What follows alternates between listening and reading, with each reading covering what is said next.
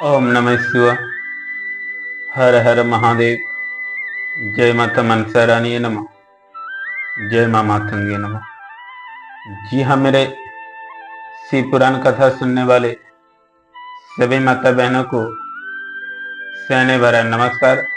और सावन मास के शुभ अवसर पर जितने भी हमारे माता बहने भक्तगण शिव पुराण कथा श्रवण कर रहे हैं, सभी को बारंबार नमस्कार। और आप सभी मेरे भक्त हो, या तो जहाँ पे शिव पुराण कथा प्रसंग चल रहा है वहां जाकर, या अपनी मोबाइल सोशल मीडिया के जरिए से आप शिव पुराण कथा श्रवण करेंगे तो दोनों का लाभ स्वयं बराबर आपको प्राप्त होंगे। मेरे भक्तों चलिए आज हम आप सभी को शिव पुराण कथा श्रवण कराएंगे। तो शिव पुराण कथा श्रवण करने से पहले मेरे भक्तों, आप सभी माता बहनों को, जितने भी हमारे शिव पुराण और शिव भक्त हमारे माता बहने हैं, सभी को हर हर महादेव, जगदम्बा पार्वती माता की, मातंगी माता की, मनसा देवी की, गुरुदेव भगवान की। ओम नमः शिवाय। ओम नमः शिवाय। ओम नमः शिवाय। मेरे भक्तों, आज हम आप सभी के बीच लेकर उपस्थित हुए हैं षडंग लिंग स्वरूप प्रणव का महत्व, उसके सूक्ष्म रूप ओमकार और स्थूल रूप पंचाक्षर मंत्र का विवेचन, उसके जप की विधि एवं महिमा, कार्य ब्रह्मा के लोकों से लेकर करण रुद्र के लोकों तक का विवेचन करके कालातीत पंचावरण विशिष्ट सी लोकों के अनिवार्य चिन्ह विभव का निरूपण तथा शिव भक्तों के सत्कारी महत्व। आज का शिव प्रसंग का हेडलाइन ये है मेरे भक्तों। ऋषि बोले, प्रभु महामुने, आप हमारे लिए क्रमशः षडंगलिंग स्वरूप प्रणव का महत्व तथा शिव भक्तों के पूजन का प्रकार का बताइए। पूजन के विधि के बारे में, षडंगलिंग के बारे में ऋषि बता रहे हैं मेरे भक्तों। सुतक जी ने कहा, महर्षियों, आप लोग तपस्वी धनी है, अपने यह बड़ा सुंदर प्रश्न उपस्थित किया है, किंतु इसका ठीक ठीक उत्तर महादेव जी ही जानते हैं, दूसरा कोई नहीं। तथापि भगवान शिव की कृपा ही मैं इस विषय का वर्णन करूंगा। वे भगवान शिव हमारी और आप लोगों की रक्षा का भारी भार बारंबार स्वयं ही ग्रहण करें। पर नाम और प्रकृति से उत्पन्न संसार रूपी महासागर का प्रणव, इसमें पार करने के लिए दूसरी नाव है, इसलिए इस ओकार को प्रणव की संज्ञा देते हैं। ओमकार अपने जाप करने वाले साधकों से कहता है, परम पंच नहीं है वह तुम लोगों के लिए अंत। इस भाव को लेकर भी ज्ञानी पुरुष ओम को प्रणव नाम से जानते हैं। इसका दूसरा भाव यह है, प्रोकेशन नियत व यशमानव मोक्षम इति व प्रणम, अर्थात यह तुम सब उपासकों को बलपूर्वक मोक्ष तक पहुंचा देगा। इस अभिप्राय भी इसे ऋषि मुनि प्रणव कहते हैं। अपना जप मेरे भक्तों करने वाले योगी के तथा अपने मंत्र की पूजा करने वाले उपासकों के समस्त कर्मों का नाश करके यह दिव्य नूतन ज्ञान देता है, और इसलिए भी इसका नाम प्रणव है। और उन माया रहित महेश्वर को ही नव अर्थात नूतन कहते हैं। वे परमात्मा प्रकृष्टि रूप से नव अर्थात शुद्ध रूप है, इसलिए प्रणव कहलाते हैं। प्रणव साधकों को नव अर्थात नवीन स्वरूप कर देता है, इसलिए भी विद्वान पुरुष उसे प्रणव के नाम से जानते हैं, अर्थात अथवा प्रकृष्ट रूप से नव दिव्य परमात्मा प्रकट करता है, इसलिए वह प्रणव है। प्रणव दो भेद बताए गए। प्रणव कितने भेद बताए गए? प्रणव दो भेद बताया गया है मेरे भक्तों। प्रणव स्थूल और सूक्ष्म। एक अक्षर रूप जो ओम है उसे सूक्ष्म प्रणव जानना चाहिए। और नमः नमः शिवाय, इस 5 अक्षर वाले नमः,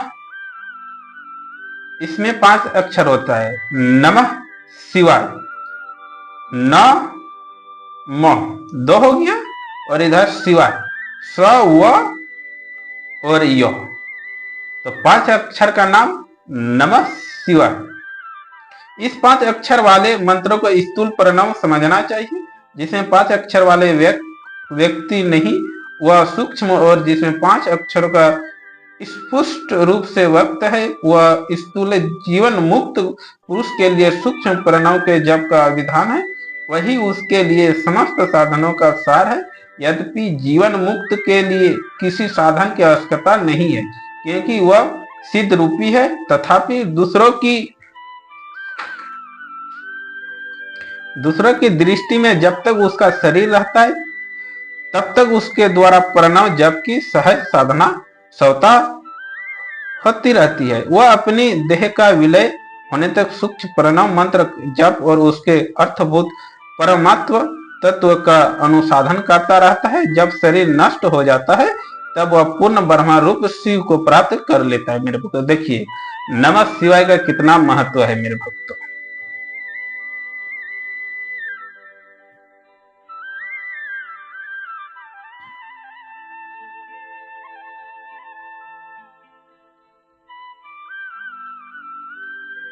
यह सुनिश्चित बात है, जो अर्थात अनुसाधन न करके केवल मंत्र का जप करता है उसे निश्चय ही योग की प्राप्ति होती है। जिसमें 36 करोड़ मंत्र का जप कर लिया हो उसे अवश्य ही योग प्राप्त हो जाता है। सूक्ष्म प्रणव के भी हर्ष और दीर्घ के भेद से 2 रूप जानने चाहिए। आकार, उकार, मकार, बिंदु, नाद, शब्द, काल और काला से युक्त जो प्रणव है उसे दीर्घ प्रणव कहते हैं। वह योगी के ही हृदय में स्थित होता है। मकार पर्यंत जो ओम है वह ओ हसहु म, ये और इन 3 महत्व तत्वों युक्त है। इसको हस्व प्रणव कहते हैं। और शिव है और हसहु शक्ति है। और मकार इन दोनों की एकता व त्रिकता रूप से ऐसा समझकर हर्ष प्रणव का जप करना चाहिए। जो अपने समस्त पापों का क्षय करना चाहते हैं उनके लिए इस हर्ष प्रणव जप अत्यंत आवश्यक है। पृथ्वी, जल, तेज, वायु और आकाश, ये 5 भूत तथा शब्द, स्पर्श आदि इनके 5 विषय, ये सब मिलकर 10 वस्तुएं मनुष्य को कामना के विषय है। इसकी आशा मन में लेकर जो कर्मों के अनुष्ठान संलग्न होते वे 10 प्रकार के पुरुष विदित अथवा प्रवृत्ति मार्गी कहलाते हैं। तथा जो निष्काम भाव से शास्त्र विदित कर्मों का अनुष्ठान करते हैं वे निर्मित अथवा निवृत्त मार्गी कहे गए हैं। और प्रवृत्ति पुरुष को हर्ष प्रणव ही जप करना चाहिए।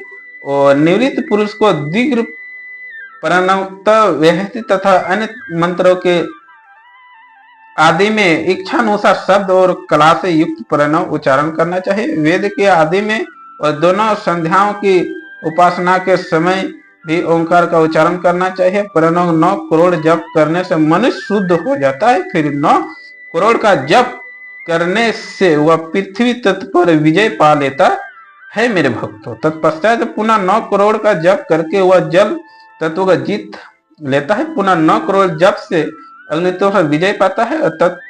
तदंतर फिर 9 करोड़ का जप करके वह वायु तत्व पर विजय होता है। फिर 9 करोड़ जब से आकाश के अपने अधिकार में कर लेता है। इसी प्रकार 9 करोड़ों का जप करके वह क्रमशः गंध, रस, रूप, स्पर्श और शब्द पर विजय पाता है। इसके बाद फिर 9 करोड़ का जप करके अहंकार को भी जीत लेता है। इस तरह 108 करोड़ों प्रणव का जप करके उत्कृष्ट बोधों का प्राप्त हुआ पुरुष शुद्ध योगों का लाभ करता है। शुद्ध योगों से युक्त होने पर वह जीवन मुक्त हो जाता है, इसमें संशय नहीं है। सदा प्रणव का जप और प्रणव रूप शिव का ध्यान करते करते समाधि में स्थित हुआ महायोगी पुरुष साक्षात शिव ही है, इसमें संशय नहीं है। पहले अपने शरीर में प्रणव के ऋषि, छंद और देवता आदि का न्यास करके फिर जप आरंभ करना चाहिए। आकारिका मात्रिका वर्णों से युक्त प्रणव अपने अंगों में न्यास मेरे भक्तों करके मनुष्य ऋषि हो जाता है और मंत्रों के दशाविंश संस्कार मात्रिक न्यास तथा षडश शोधन आदि के साथ संपूर्ण न्यास फल उसे प्राप्त हो जाता है। प्रवृत्ति तथा प्रवृत्ति निर्वृत्ति से मिश्रित भाव वाले पुरुष के लिए स्थूल प्रणव जप ही अभिष्ट साधक होता है और क्रिया तप और जप के योग से सी योगी तीन प्रकार होते हैं, जो क्रमशः क्रिया योगी, तपोयोगी और जप योगी कहलाते हैं। जो धन आदि वैभव से पूजा सामग्री संचय करके हाथ आदि अंगों से नमस्कार क्रिया करते हैं, वह करते हुए इष्ट देव की पूजा में लगा रहता है, वह क्रिया योगी कहलाता है मेरे भक्त। तो इसका मंत्र विद्या का भेद अगले अध्याय में दिए जाएंगे। इस प्रसंग का काफी लंबी है, तो खंड खंड करके आप सभी को हम बताया जाएगा मेरे भक्तों। तो इस प्रोग्राम में बस इतना ही, इजाजत दीजिए।